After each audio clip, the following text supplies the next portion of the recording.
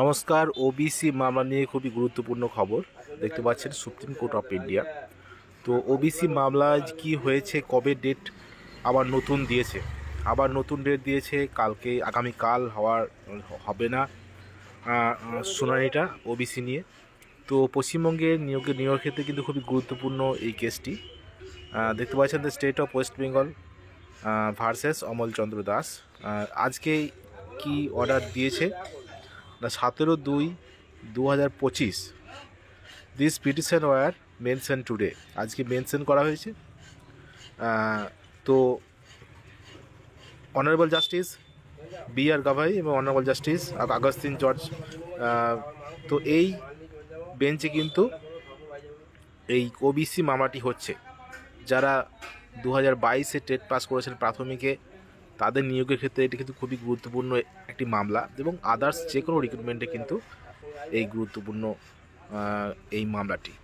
তো কবে নতুন ডেট দিয়েছে আমরা দেখব। বিভিন্ন পিটিশনার এবং রেসপন্ডেন্টের নাম দেওয়া হয়েছে।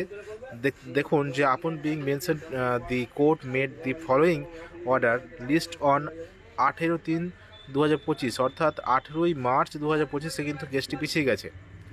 ওবিসি মামলাটি পিছিয়ে যে ডেটটা পড়েছে শুনানির ডেট, সেটা হলো 18/3/2025-এ, অর্থাৎ 18ই মার্চ 2025-এ আবার শুনানি হবে এই ওবিসি মামলাটি। তো আজকের মেনশন এটা।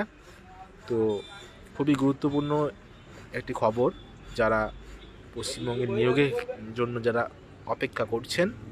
তো এটা কিন্তু ওবিসি মামলার শুনানির ডেট অনেক দিন কিন্তু আবার পিছিয়ে গেল, প্রায় 1 মাস পিছিয়ে গেল এই ওবিসি মামলার শুনানিটা।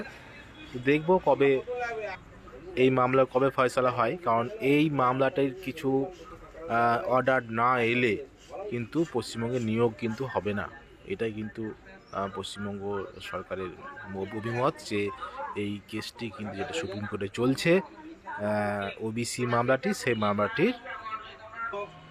তো দেখা যাক কি হয়, কবে এর অর্ডার বেরিয়ে আসে এবং পশ্চিমবঙ্গে কবে নিয়োগ প্রক্রিয়া শুরু হয়।